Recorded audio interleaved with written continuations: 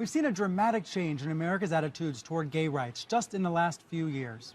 Here's the question: how much has the media influenced that change? Let's back up a moment and look at what happened just this week, another landmark week for gay rights. The governor of Arizona vetoed a bill that would have given businesses the legal grounds to deny service to gay people. In Texas, a federal judge struck down that state's ban on gay marriage. And in Kentucky, a district judge said the state must recognize gay marriages that were performed in states where they are legal. Of course, these battles all across the country are far from over. But just look at how much has changed. Republicans Mitt Romney, John McCain, and even some Fox News stars all spoke out against the Arizona bill. So how much of a role did we in the media play here? Look at this research conducted by the Pew Research Center last summer around the gay marriage debate.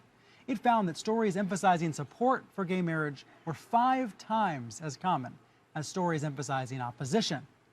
So is the media coverage of this issue shaping America's changing attitudes, or is it merely reflecting those changes that are happening anyway?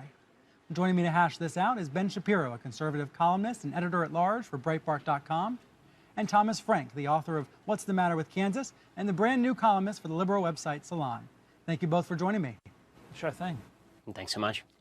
Thomas, this cuts right to the heart of what some people have complained about for decades, the idea that the media is biased in favor of liberals. Is that the case here? And what else do you think accounts for the changing attitudes we've seen in all of the polling in this country in recent years? Well, you know, I've always been a big doubter of the liberal bias critique, although, you know, maybe this issue is different. But if you go back and look at the long history of the bias critique, goes back to, you know, we know when it started. Spiro Agnew back in 1969 basically, you know, invented this as a way of getting back at the news media of the day that was, you know, that he thought was opposing the Vietnam War and that sort of thing.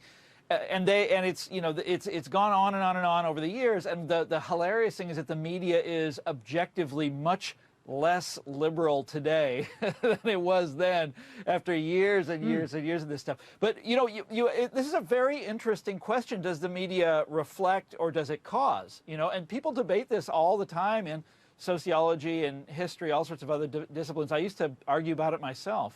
Ben, where do you stand on this? Do you feel that the press either responsibly or irresponsibly encourages acceptance of gay marriage and laws that encourage gay rights? As far as the actual bias of the media, whether it's reflective or whether it's generative, the fact is that it reflects LA and it reflects New York, and it generates feeling elsewhere. I mean, people tend to reflect the situations in which they live. The media is largely based in coastal large cities, liberal cities, and therefore their bias is reflective of those cities while changing the rest of the country.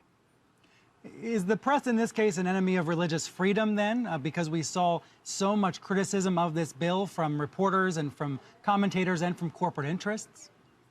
Absolutely. The press is absolutely an opponent of religious freedom, because the press believes that essentially religious individuals should be forced to abide by whatever the press's standards of morality are, and the press is happy to see government enforce those standards of morality. You've seen people like Tony Kornheiser on ESPN suggest that this law would force people, gays in the state of Arizona, to wear yellow stars, or that gays and lesbians in the state of Arizona wouldn't be able to attend NFL football games. I mean, this kind of nonsense has nothing to do with the law as written, and it's specifically designated to create the perception that the American people are a bunch of pitchfork and torch-wielding religious bigots who are looking to crowbar gay people in the streets.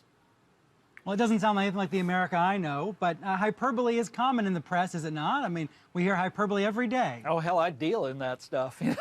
That's what I do, man. Can I Well, just take commentary, and then there's the news media. Yeah, that's right. And those are two different things. Can I just take a step back here? I'm from Kansas, and the thing that got me writing What's the Matter with Kansas, in fact, was when they had this debate over the theory of evolution in the state of Kansas, and the media all over the world went absolutely berserk, right, making fun of Kansas. It's a replay of the monkey trial down in Tennessee, you know, back in the 1920s, and it was, you know, it was a classic media set piece, and everybody was laughing at Kansas. And then the local conservatives sort of struck back and saying, yes, but they didn't describe what we were doing precisely to the letter. They didn't get it exactly right. And, you know, they had a point, but in the grand scheme of things, the media had that story right. And I think they have this one right as well. Sorry, Thomas just admitted that the media is biased and skews the story, but in general, they have the story right. So please explain to me how a law that doesn't actually mention homosexuality is specifically about allowing restaurants to now have a right that trumps federal law, which this clearly does not, and how this law is going to allow restaurants to randomly throw gay people out of their businesses in a way that they weren't able to before in the state of Arizona. Please explain that to me, and how that's accurate. It's actually not a lie. It got vetoed. I don't know if you heard about this. A bill, correct. Yeah. So I didn't read that one, but I did read the bill in Kansas, you know. The actual law itself, the proposal itself, the bill that got vetoed the other day, and they had one in Kansas, and they had them in a bunch of other states. That's the really interesting thing. Where did this come from? Who who developed it? That sort of thing. And it was sort of, my opinion is that it was all sort of ginned up as a kind of culture war set piece to rally the troops, get something for people to feel persecuted about. Get the voters, worked up about the onslaught of liberals and the trial lawyers and the outside judges and that kind of thing. And then falling back on liberal bias is just trying to salvage, a game that's been lost, basically, in my opinion. Ben, when you come on television, when you write columns, do you feel that you are being persecuted, or do you feel that you are being, put in an uncomfortable position because everybody else seems to believe the opposite of what you believe?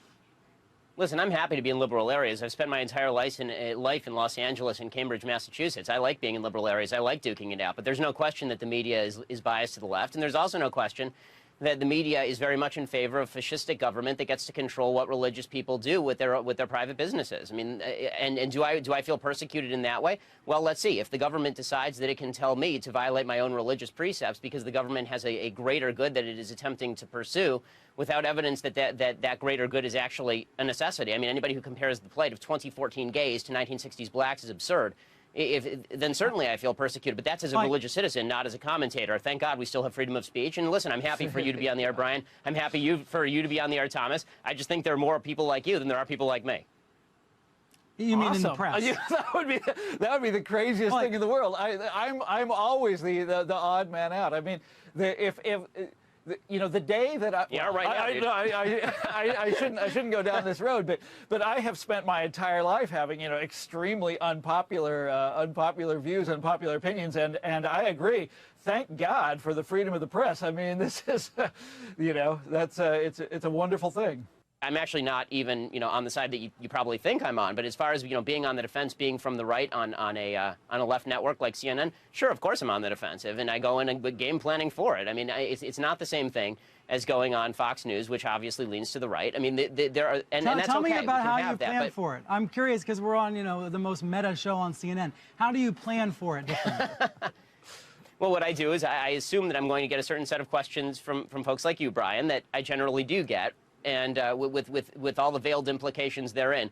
Don't you feel persecuted when you go on a leftist network? The implication, of course, being that I see myself as a victim. Don't you feel like when you come on a leftist network and you're being attacked that maybe it's because, you're just a little bit intolerant? These are usually the way these conversations go. So, I'm glad, Brian, that you haven't done all of those things. You've done some of them. But, of course, when I go in, I'd be foolish not to actually think about the questions I'm going to be asked before doing so.